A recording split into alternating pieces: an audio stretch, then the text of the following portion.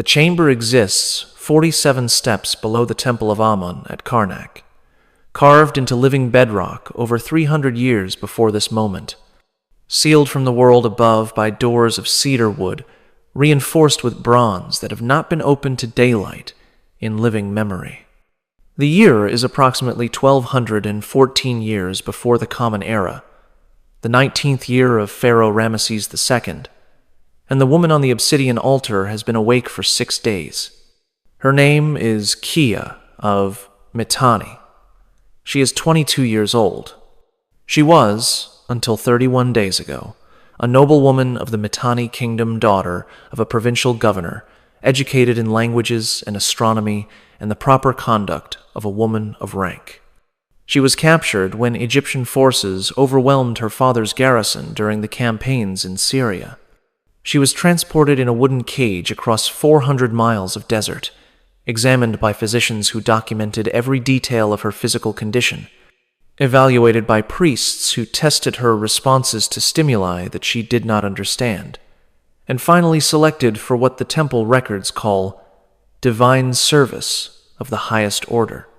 She has learned what that phrase means. She can feel the cold of the obsidian beneath her bare back, can feel the leather straps cutting into her wrists and ankles where they have rubbed the skin raw over 6 days of confinement to this stone. She can smell the acrid smoke of burning Kefi incense mixed with something else, something organic and wrong, that catches in the back of her throat and makes her gag even though her stomach has been empty for 3 days.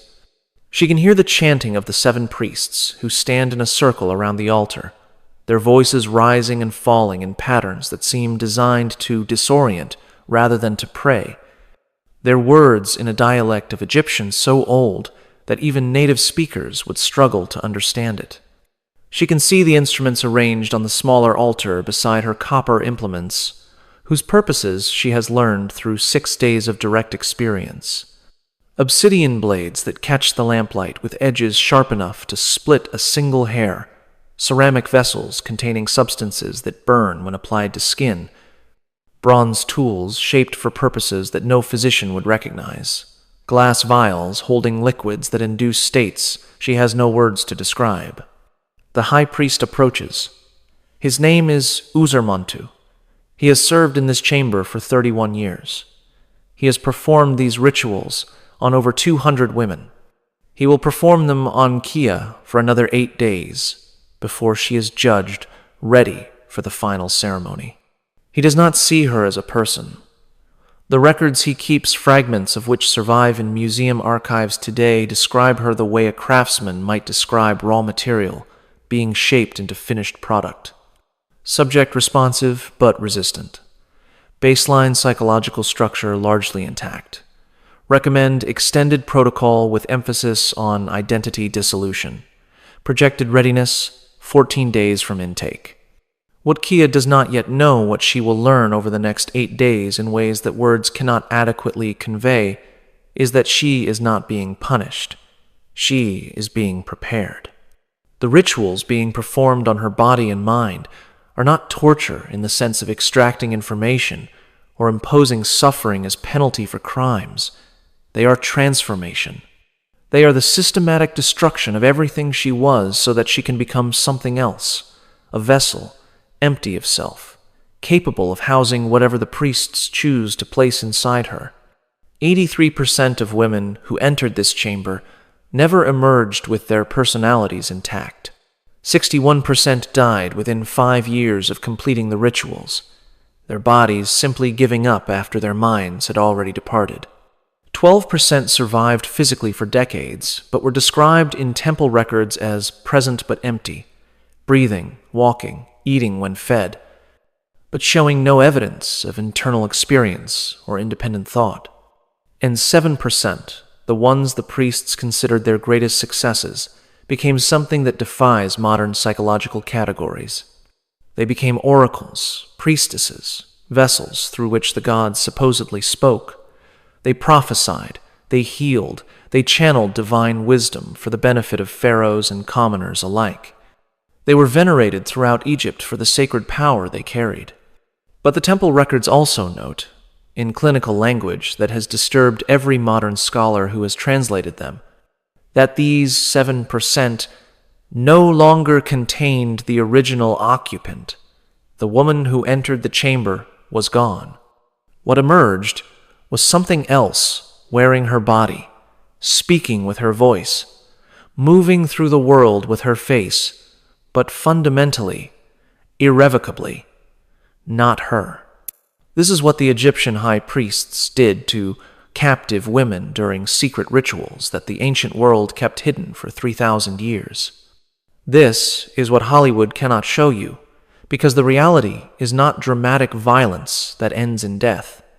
It is systematic psychological destruction that continues for weeks or months or years, transforming human beings into empty vessels through methods that modern neuroscientists recognize as targeting the precise brain structures responsible for identity and selfhood. This is what you were never taught. What you are about to learn has been suppressed, mistranslated, and deliberately obscured since the moment it was first documented over 3,000 years ago. You know about ancient Egypt. You have seen the pyramids, the golden treasures, the elaborate tombs filled with artifacts that speak of a civilization obsessed with eternal life. You have learned about pharaohs and gods, and the Nile flooding each year to renew the land. You have encountered the romantic version, mysterious, exotic, fascinating in its strangeness, but ultimately comprehensible as an ancient culture with different beliefs than our own.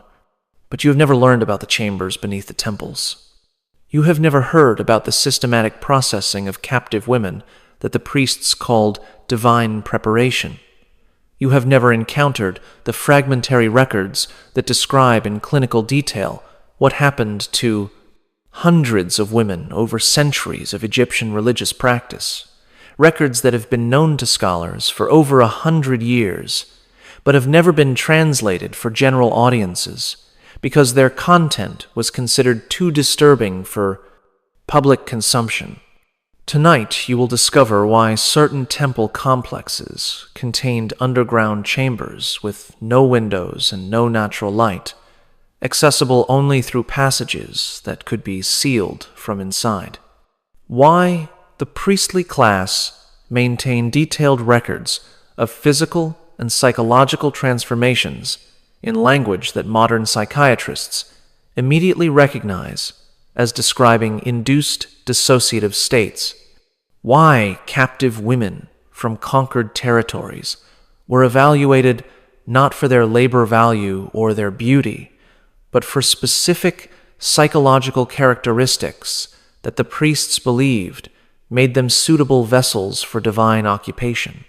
You will learn about the 5-stage preparation protocol documented in papyri that have been locked in museum archives since their discovery in 1874. You will learn what the stages were called, what each stage involved, and what modern neuroscience reveals about why these specific techniques would produce the effects the ancient priests claimed to achieve. You will learn about Kia of Mitanni, who endured 14 days of preparation and emerged as something the records describe as no longer the foreign woman, but the voice of Mut. About Nefertari of Kush, who resisted longer than any recorded subject, and was finally broken through methods that the priests considered so extreme they documented them as warnings for future use. About Isetnofret of Canaan, who died during preparation, and whose death sparked the only recorded reform of temple practices in 3 centuries. About Tosret of Libya, who pretended to be broken while secretly maintaining her identity, who planned an escape that nearly succeeded, and whose punishment, when discovered, was recorded in such detail that the papyrus was sealed in its own container, with warnings not to read it unless absolutely necessary. You will learn what modern archaeology has discovered in the ruins of these temple chambers, the physical evidence that confirms what the written records describe, the residue of substances whose effects modern pharmacologists can now identify, the skeletal remains that show evidence of prolonged confinement and specific forms of physical intervention. Subscribe if you want to understand what ancient civilizations actually did behind the walls of their most sacred spaces. Comment below telling me where in the world you are watching from. Because Kia is still lying on that obsidian altar, and User Montu is approaching with the implements for the 7th day of her preparation, and I am going to tell you exactly what happened in that chamber, what the priests documented, what the victims experienced, and what the evidence reveals about practices that the ancient world kept hidden because even they understood that some truths were too dark for ordinary people to know. But first, I need to explain how these women came to be in these chambers at all. The Egyptian temple complexes maintained networks of scouts and evaluators throughout the territories that Egypt controlled or contested. These were not slave traders in the conventional sense. They were specialists, priests, trained in recognizing specific characteristics that the temple hierarchy believed indicated suitability for divine service. When Egyptian armies conquered new territories or raided border regions, these specialists accompanied the military forces. While soldiers collected ordinary captives destined for labor or domestic service, the temple evaluators moved through the captured population, looking for something different. The criteria were specific and documented in training texts that survive in fragmentary form. Age between 18 and 30 years, physical health without significant defect, evidence of prior education or training in complex skills, capacity for emotional response when subjected to sudden stimuli. Evidence of strong will or resistance. This characteristic was considered essential because the priests believed that vessels needed to contain something before they could be emptied. The initial evaluation happened in the field within days of capture. Women who passed this preliminary assessment were separated from the general captive population and transported to regional temple complexes for more thorough examination. Kia of Mitanni was identified during the sack of her father's fortress in what is now northern Syria. An Egyptian evaluator noted her responses during the chaos of the assault, how she attempted to organize other women for escape, how she continued functioning when others collapsed into paralysis, how she maintained composure even when her plans failed and she was taken. The evaluator's report survives in fragmentary form.